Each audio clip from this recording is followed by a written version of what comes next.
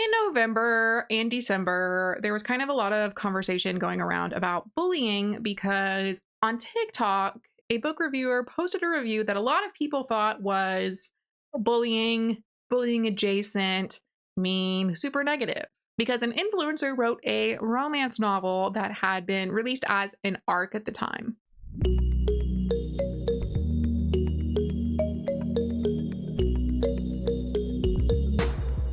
My name is Taylor Rose and welcome back to my channel where we talk about everything reading and writing. So here we have the first creator in question. Her name is Elana on TikTok.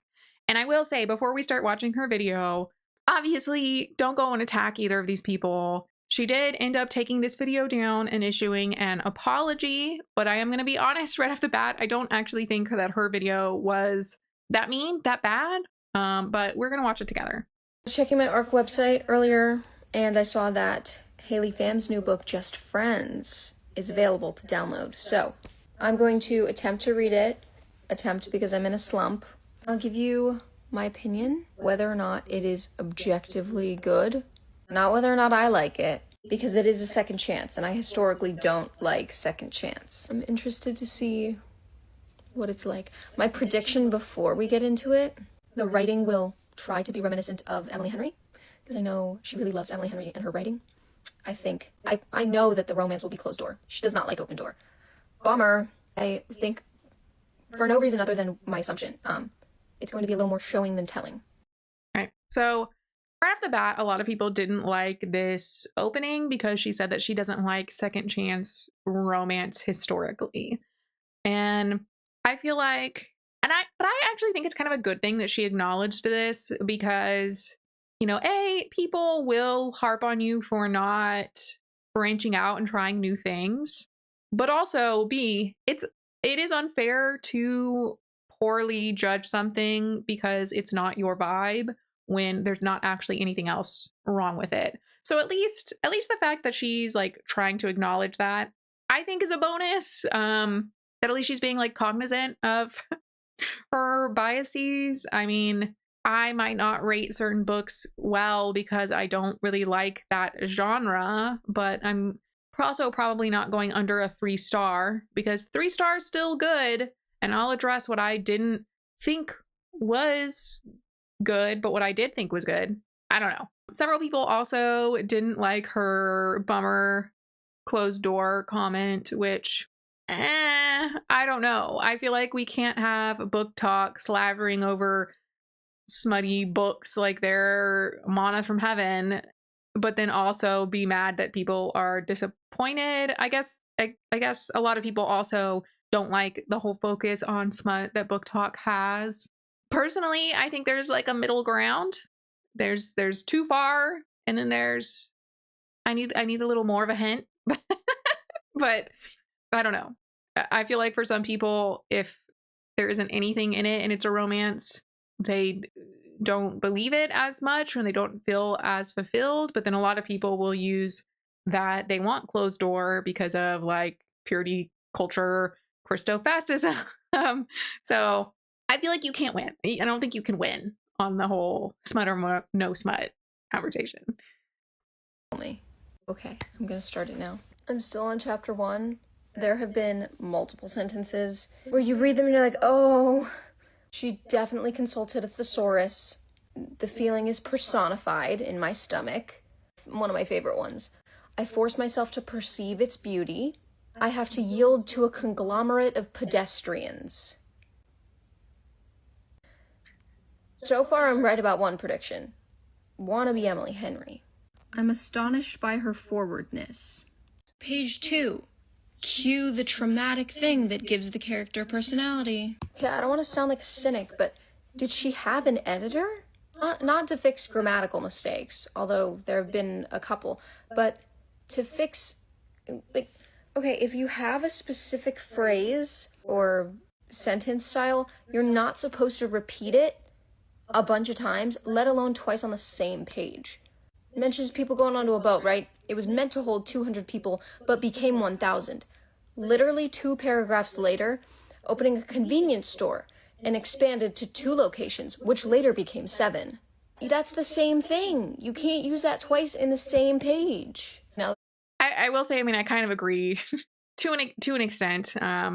If they're at far ends of the page, it doesn't bother me so much. If they're like in the same paragraph repeating over and over, it's kind of like, okay, come on.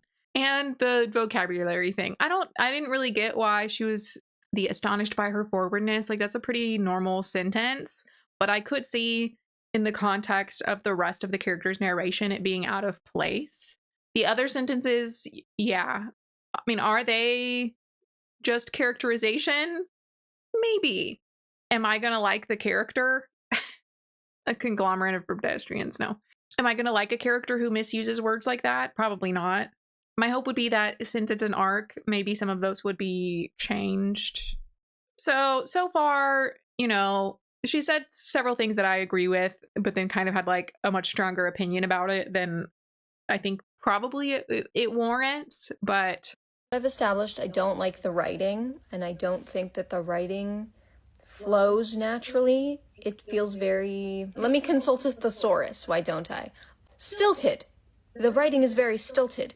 Stiff and self-conscious, or unnatural. That's how I would describe it. I'm going to try to overlook that as I continue, so I can comment on the actual romance, which is my favorite part of a book. I'll save critical thoughts about the writing and just focus on the romance from here on out.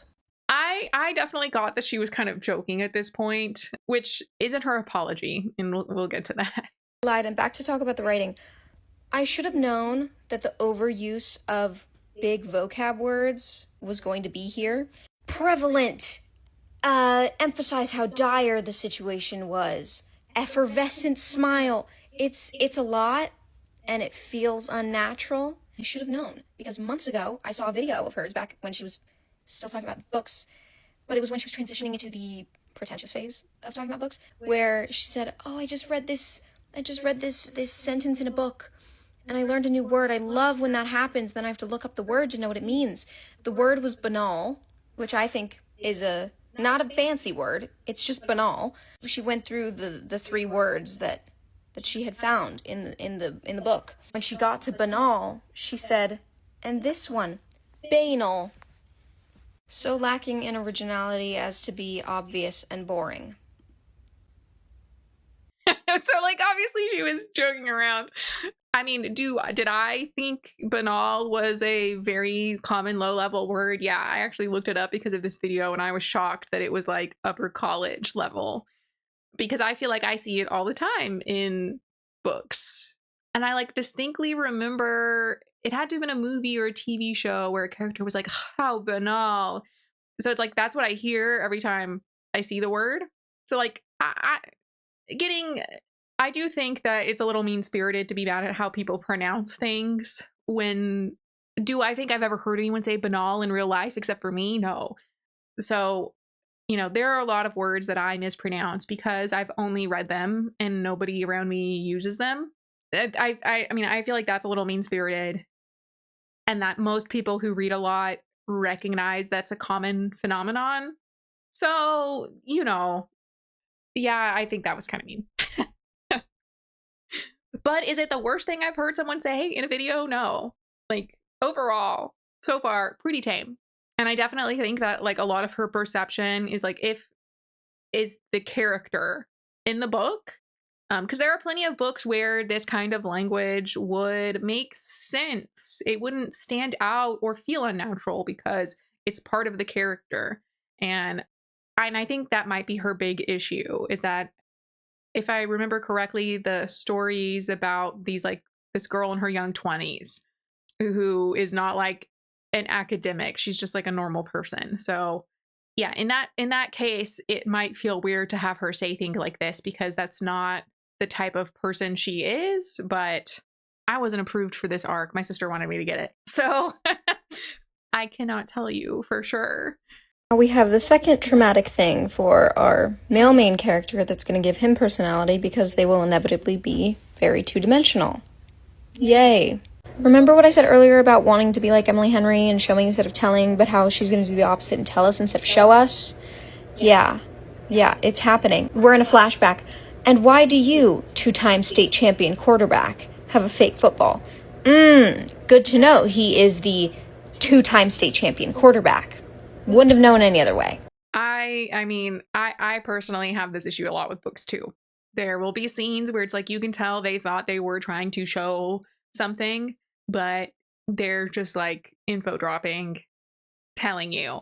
However, I will say I think it's maybe the genre, or maybe I just always pick bad contemporary romances, but they're usually supposed to be quick little easy reads. I mean, if you watch Read Rant Review, she kind of discusses like why this is why Frida McFadden novels are such popular thrillers, because they're quick, they're easy to understand. You don't have to like sit and put a bunch of thought into it. So it's easy to just consume. Like, I don't know about you, I've been brain dead for the last 10 years. So sometimes you need it. Sometimes you need it. I would probably have less of an issue with it, or with, I'll be honest, I think the times that I have the most problem with it are just because it's a contemporary romance and I don't like contemporary books. If I'm going to be reading, I want to be taken away to a fantasy land with magic, but every genre has that category. It's not like this was supposed to be equivalent to War and Peace or something. Feelings that are being put into this book when they don't need to be. It kind of feels like she's complaining a little bit, minimizing other people's struggles because she had it worse. I don't mean to make your relationship with him sound easy, but at least you have a relationship to struggle with. Interesting. They just had a conversation about him and his struggles and what he's going through with his dad, and she made it all about herself. No, I can see why that would make the character unsympathetic. She mentioned that there has to be some kind of accident and fight that happened, and that's why they're not friends anymore. And her great aunt, grandma, whatever, says, "Why don't you apologize to him?" And she's like, "Oh, it's not that simple." Girl, if you were in the wrong and you haven't apologized after all of these years, you're wondering why he's not talking to you? I don't like this girl. I don't like her. I want to know what the big problem was. I'm assuming she's just not saying because it's an arc, but maybe if it has been revealed at that point and it's a simple issue, yeah, I would react like this too. If it hasn't been revealed yet, I would be expecting the final reveal to be something major, given that ramp up. Not in a good way. The pacing, it's very odd. He calls her little bird. I don't like that. I'm really not enjoying this. Okay, I'm done with the book. Here's my review. It's not going to be a pretty one. I've spoken enough about the writing. I'm not going to keep talking about it because it's just going to piss me off more. When it comes to the characters, she is extremely unlikable. She's not a good person. She's not a good friend. He's barely in the book. You also don't get his point of view. I personally like dual point of view. You don't get really anything of him. He's not really there. The reason their relationship didn't work out in the first place was because of you guessed it, miscommunication. Was that resolved? Not until the last chapter.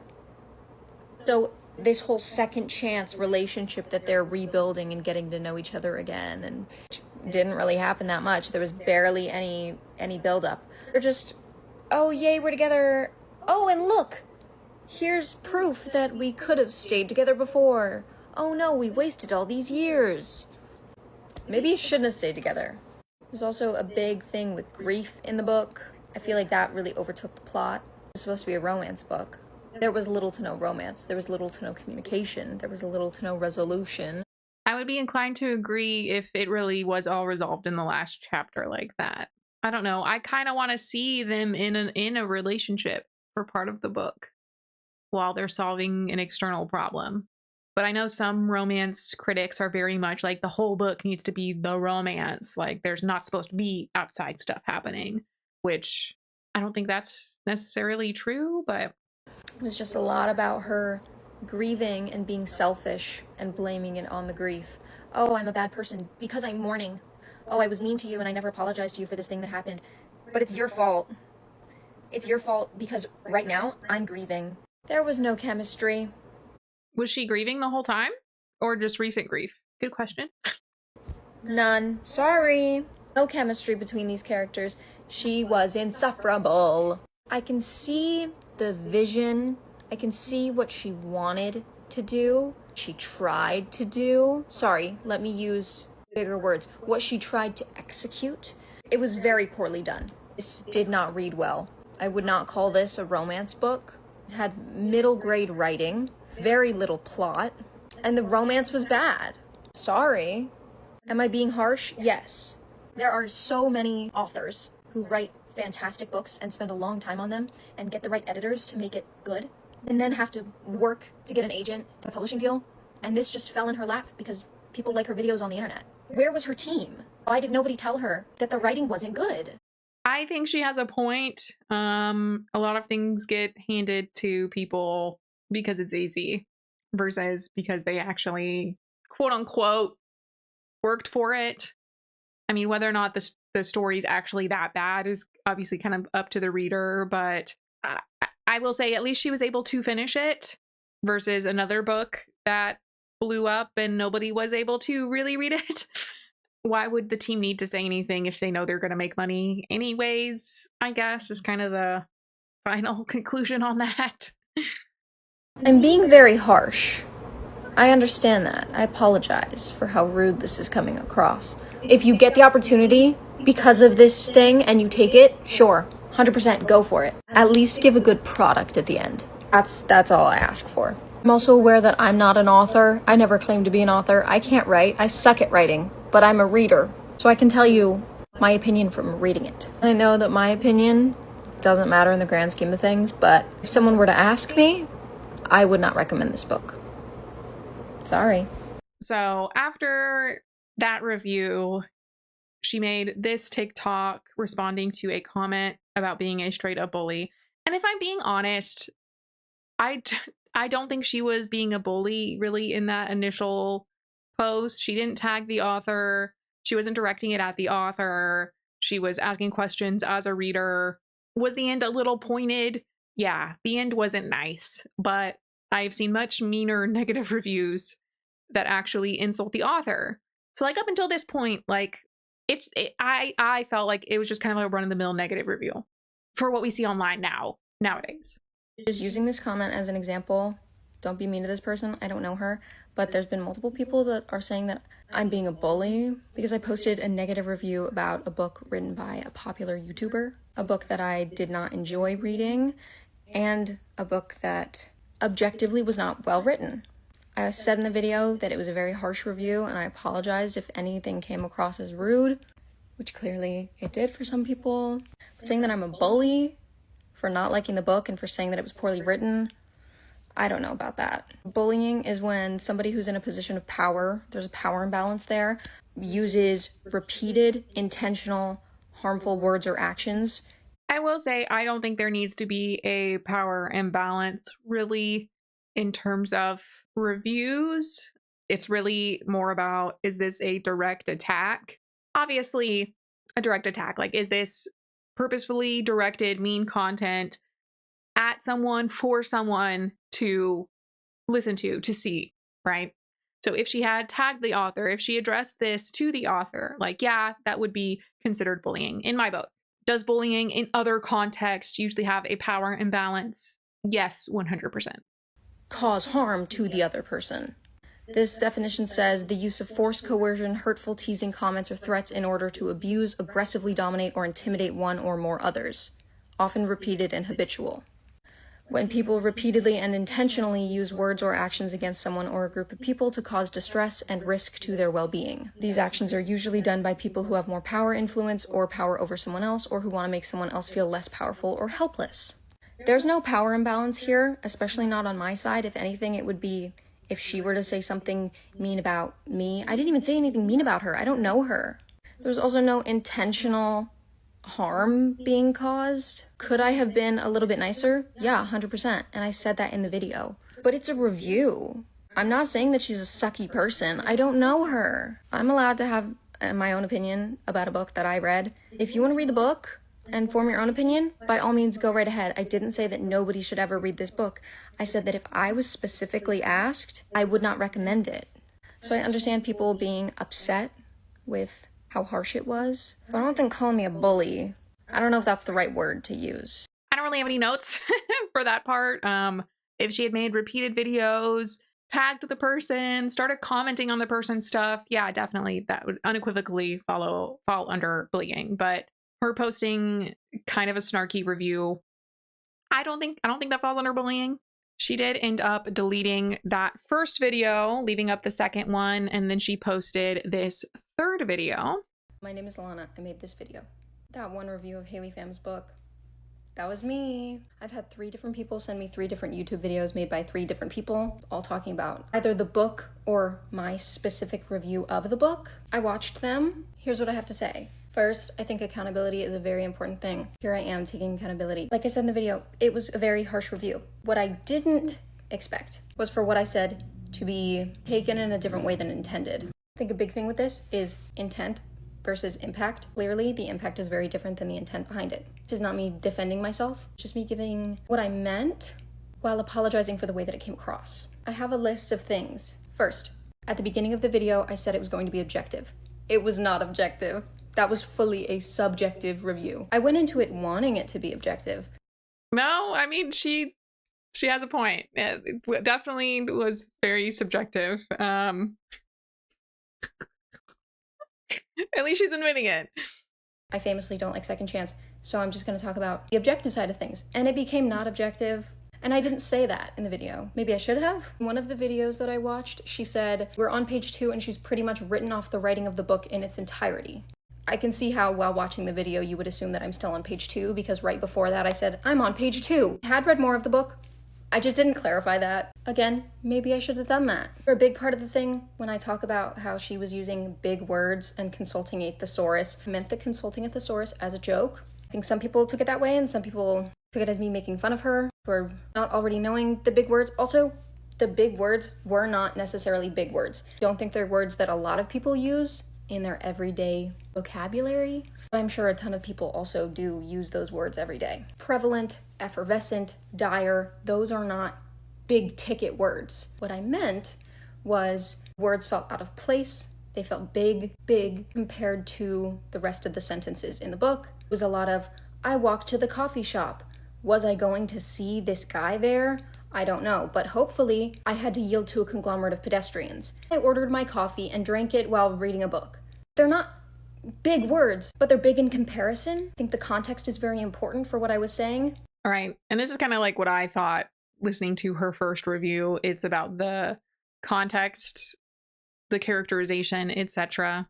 The book hasn't come out yet, so obviously not everybody has read the book, so they don't understand what I meant by big words. I also didn't explain it, so that's on me. Another intent versus impact. When I first made the video, there was no intention of being mean to Haley Pham. I don't know the girl. I don't dislike her. I used to watch some of her videos. Like, I wasn't a big fan, but a lot of people watching the first review were like, clearly you just hate her. so I mean, maybe she secretly does, but so I don't actively dislike the girl. I just don't really watch her videos anymore. A lot of people are saying that I was being mean to her, calling her stupid for not knowing the word banal. I want to clear up. My intent was calling the book boring, not Haley as a person. I mentioned a video where she learned the word banal. I think it's great to learn new words. I think that's wonderful. And that she pronounced it banal, which I thought was funny.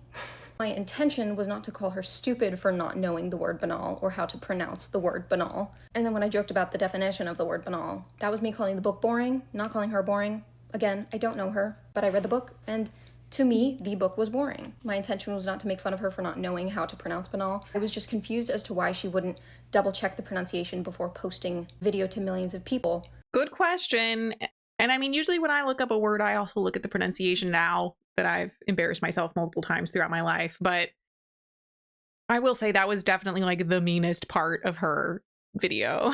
A lot of whom I assume are impressionable, younger individuals who are going to see her pronounce the word as banal and then say, oh, look, I learned a new word, and then go on to use the word as banal. The whole point with that was that I didn't understand why she didn't double check before posting it. Quick note, apparently both pronunciations are correct, but I personally have almost only heard banal. So, is that super important? No, not really. It's not. I thought it was funny. Didn't come across that way. The other thing of being mean to Haley and making fun of her, I had no idea that she didn't graduate high school. Truthfully, I did not know that she dropped out of high school, didn't know that she didn't go to college. And in saying that, I don't think that has anything to do with somebody's writing ability. You learn basic sentence structure in elementary school. Her sentences were not unreadable. They were, a lot of it was decent, but for the most part, it was out of place and it didn't flow properly. And that was my issue with the writing. And the big words just didn't feel natural in context with the rest of the book. I never once mentioned in my video she didn't graduate high school because I didn't know. It was some of the people in the comments, I wasn't cool with that. I was like, this has nothing to do with it. You can go to school for writing and still not be a great writer. You can also not go to school for writing and be a fantastic writer. I don't think the two necessarily equal each other. Okay, my joke about the thesaurus, I thought it was funny. I don't actually think she looked at a thesaurus while writing the book. I'm sure she knows what these words are. She's been reading for years. The point that I was trying to make was that it feels like she wrote the book and then went back to certain sentences and changed words to sound smarter, to have bigger words in place, and it messed with the flow. Which, I definitely think could be a symptom of they're just words people tend to like more than other words. So, it might not be something that they use naturally all the time, but then they just have a strong image for a scene where they need to use that need to use that word. So it feels weird because, it's just sticking out. But definitely it wasn't like they didn't actually use a thesaurus. Or maybe she did use a thesaurus and was like, oh, I didn't think about using that word, even though she already knew it. Just because you're using a thesaurus doesn't imply that you don't actually know those words. Nobody's brain is operating 100% all the time. So sometimes you just need a reminder, like, oh yeah, that word exists. It fits. Boop. I like it. I do think a big issue with it is that it was mismarketed. Originally, it was being sold as a romance book. She has since now changed the way that she markets it and is saying that it's a story about a girl who is going through grief and re-falling in love with her ex. So there's a second chance romance, but grief is a big aspect of it. That was not how it was when I first heard about the book, saw the book. It was marketed as a romance. So I went in anticipating a romance and it was not. That happens to me all the time. Like I'll read a blurb on one website and have like a really, oh, this is the image I've gotten from this blurb. Then I read the book and I'm like, where did any of this come from? What are you talking about? And then I'll go look at the blurb on a different website and the blurb's totally different, emphasizing a different theme or a different plot event that was not in the first blurb. I mean, I get it. It happens to me pretty frequently. And I feel like I'm being, what is it? Mandela effect.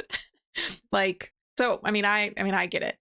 Fully a romance book, in my opinion. Okay, the little self-insert thing that was on the screen, that was for a different thing that I talked about that I then took out of the video, and I didn't take the text out of the video. So when I said that it felt like a self-insert, that was in no way me talking about how I didn't like the main character. I was not saying, I don't like the main character. It feels like a self-insert.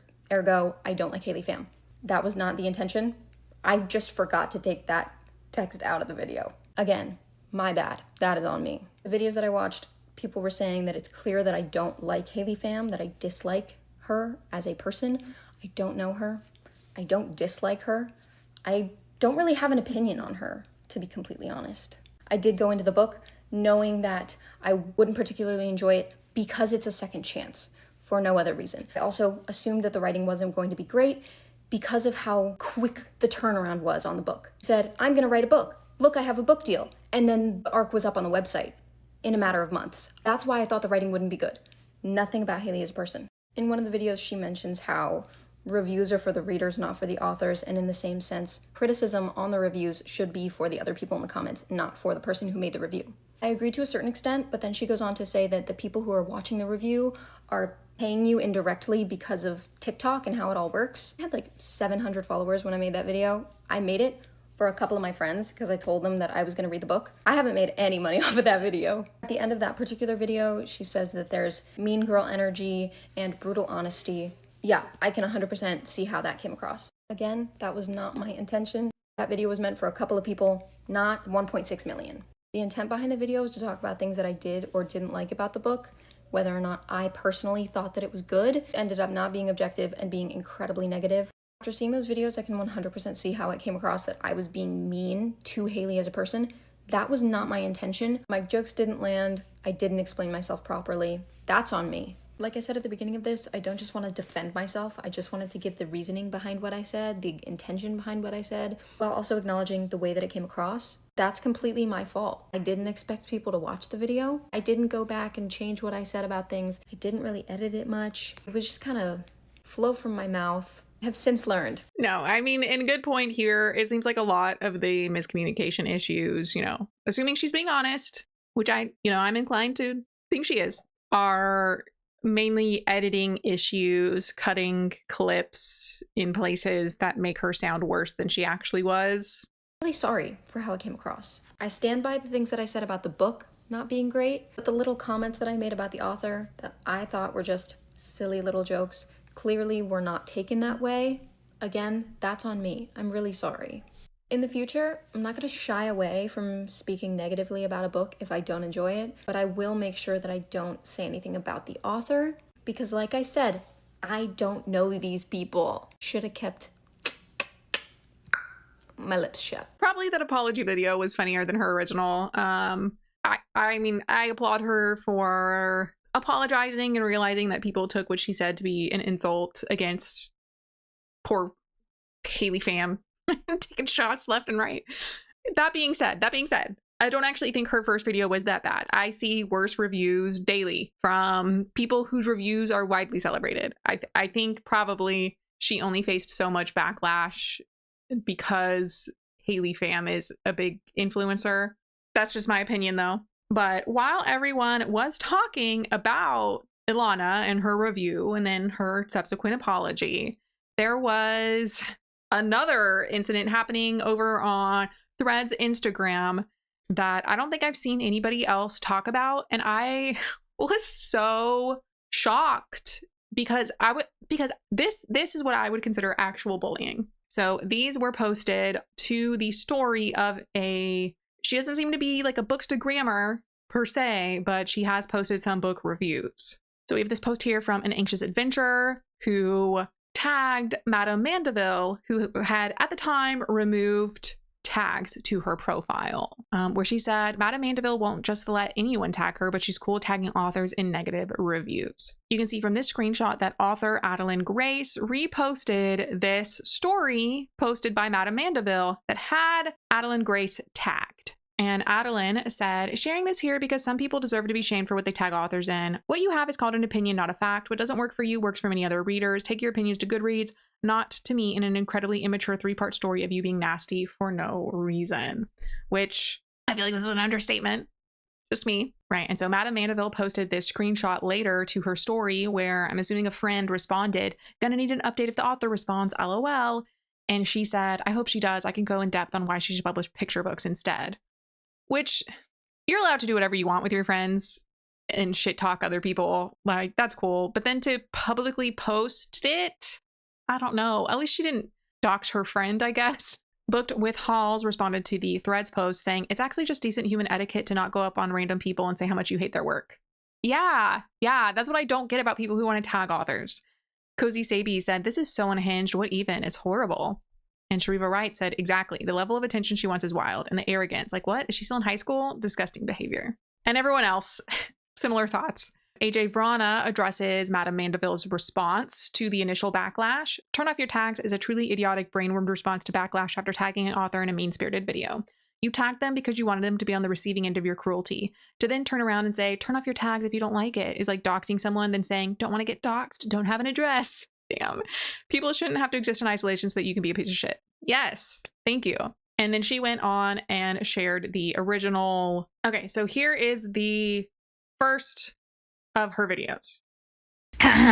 Adeline Grace, your book fucking sucks. It sucks. You wanna know why it sucks? I was able to predict everything that was gonna happen before it happened. I even started skipping paragraphs because I was like, this is too much fucking dialogue. Kill more bitches. I didn't like the way it went. Could have made her a total villain. You didn't. You suck. Also, because I started skipping chapters because I knew it was gonna happen, I went back and skimmed it and I was fucking right. You wanna know what it is? Shit. Which right off the bat, that is super aggressive. That is super aggressive. I was in shock. A, tagging the author. B, addressing it for the author. C, insulting the author directly. I cannot imagine for what seems, I'll caveat that because I know people are like, but there's nuance. If the author wrote something like truly abhorrent that was either super racist or sexist or idolizing, I don't know, pedophilia in like a positive light, like, yeah, guys, this is great. Like, yeah, okay, then sure, you suck. You're a predator. You are a bigot, whatever. But for what seems to just be a generic little romance novel, for context, this is about the book Belladonna by Adeline Grace, which is a YA fantasy. I'm just gonna say it. Most YA is pretty straightforward.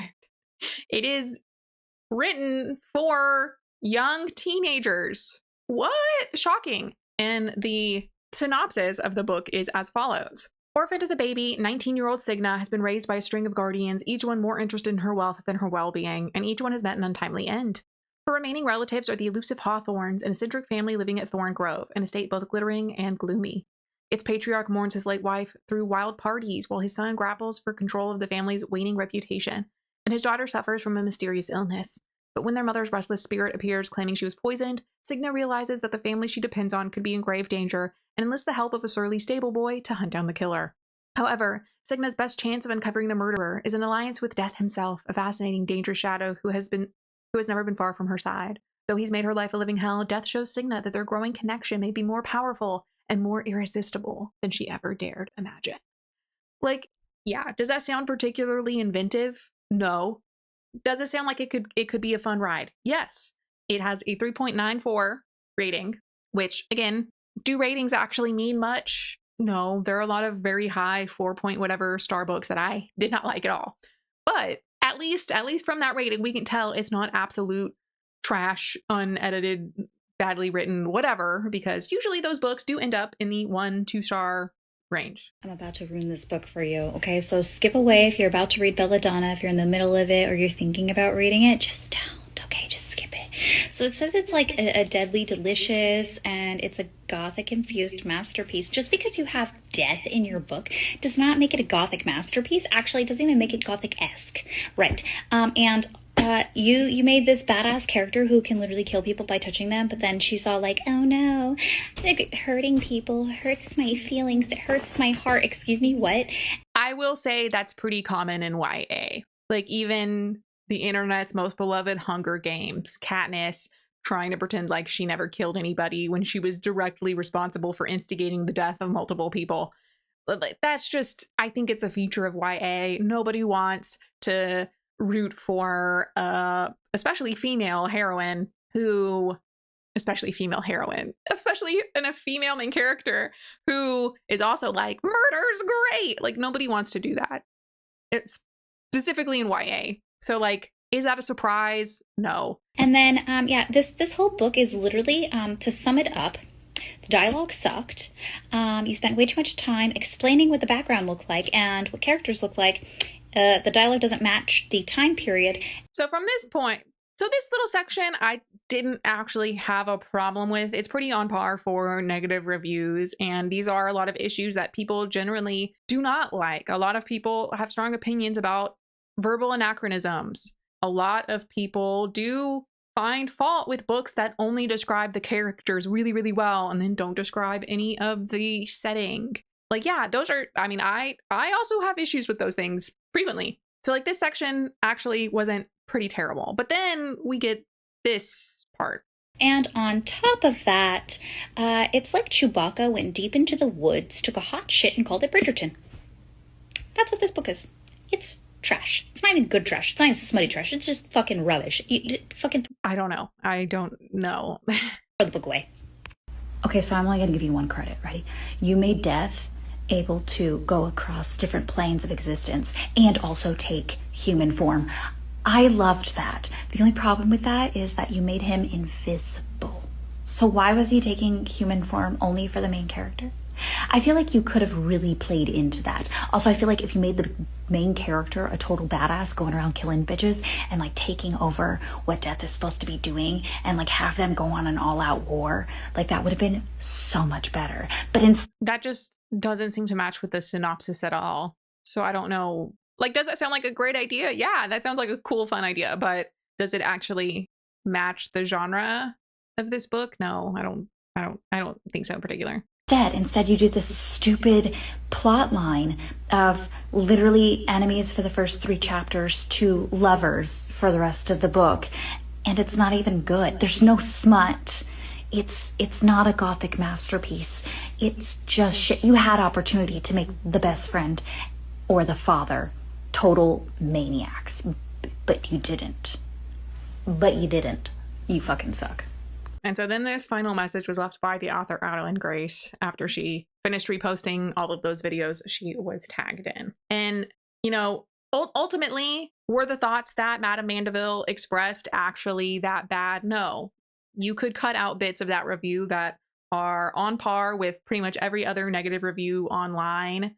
But the rest of it was what I was expecting when people were calling out poor Elana for being a bully. Like, yeah, you might interpret some of her statements as insults, but she wasn't directly insulting the author versus this cussing the author out, essentially. Pretty wild. One thing to note is that, like, this book is, you know, when you go to the Goodreads, and who knows where she found the book, she had a physical copy. Maybe it doesn't explicitly say that it's YA, but, you know, again, the whole YA needs smut conversation. No, it doesn't. It doesn't need smut. Smut's for adults. Smut is adult content. And every time I say this, like, I have people fighting me in the comments. I'm not saying young adult books can't have sex in them, but it serves a much different purpose. It is not specifically to be titillating. And it's weird if you want adults to be writing titillating content for children. Like, my opinion's not going to change on that. So she did go on to post this after the initial backlash started. Make it my life's mission to find anything she's ever written, read it, review it, and tag her in it. You guys are so obsessed with a tag and book etiquette. It is driving me bonkers. Like, those ones aren't even the bad people. Like, the worst ones are the dull ones who are just sending me the most basic insults ever. You're not even trying. Do yourself a favor. Look deep. Find my insecurities. Write them to me. God, I can tell none of you are writers. I don't know. I feel like you can be a writer and not just want to insult people and have that wolf in you. Like, people write children books and they're still valid writers. People write age appropriate YA. They're still writers. You don't have to write super vulgar graphic stuff to be considered a writer. A. B. Why do you want people to insult you? Why do you want to insult people? I like reading because I don't want to interact with people. Like, I've been an introvert my whole life. That's why I read books. I don't know. And why do you want to say bad things about people to their faces? I don't know. And it's like, maybe she's about my age, potentially a little younger. Yeah, etiquette about certain things has changed a lot in the last decade, 2 decades, 3 decades, especially with the evolution of social media. So it's kind of like I get that you don't agree with certain things, but, and I mean, it happens to me a lot. I'll think, oh, that's stupid. Why are people doing that now? And then I'll look into it. Google is right there. And oh, I understand their argument for why XYZ isn't great. Or I understand why people want you to start doing that. You know, it's like elderly people being mad when you say no problem instead of you're welcome. I mean, I say no problem all the time. Didn't really have any self-reflection on why I say it. I thought about it on my own and then I looked into it and it's like, oh yeah, no, I agree that people say no problem because they're trying to say that it wasn't an imposition on me, versus you're welcome is like, yeah, I had to go out of my way to help you. You're welcome. That answered all my questions and I accepted it. Like, oh yeah, I can see that why that evolution in social etiquette happened. So I don't know. And then she goes on to start reading part of the book. We're gonna finish this out with a little ready read. Ready? It all started with the cry of a baby. Her words, not mine. So while you're all and crying, I'm gonna go and have the sex with everyone. I'm such a whore. That last bit was weird. If I'm being completely honest, I kind of wondered if maybe she was drunk recording those videos. Which, like, nothing's wrong with alcohol, guys. That's not what I'm saying. But what? I guess people were saying stuff about that to her. I don't know. She did post this video 2 days ago where she's unblocking people she doesn't like to send them mean messages and then blocking them again before they can respond. Other than that, she hasn't posted any other book reviews, and it seems like she doesn't even use Instagram that frequently. So it is just curious that she like decided to go from 0 to 100 randomly on this book, but also be mean. I don't know. It doesn't seem like she's actually that much engaged in the book community. So maybe she responds to all things like this in her life the same way. Who knows? I don't know. Right. So anyways, the point being, I was fully expecting Elana's review to be more in line with Madame Mandeville's based off the reactions I saw, but I just think Elana's was a run-of-the-mill negative review. Like, I see meaner reviews regularly on YouTube. Maybe it's a book talk versus booktube thing. Good question. I don't know. What do you think? Do you think both of those reviews count as bullying or not? I have definitely been trying, though, in my reviews on Goodreads, at least, to be more positive in general. Luckily, I haven't run across any books that were absolutely horrible recently, though I have been more willing to DNF also. So I used to never DNF anything, and now I'm letting go of a lot of books much earlier on than I used to be willing to. So maybe that has something to do with it. Well, that is all for now. I will see you next time.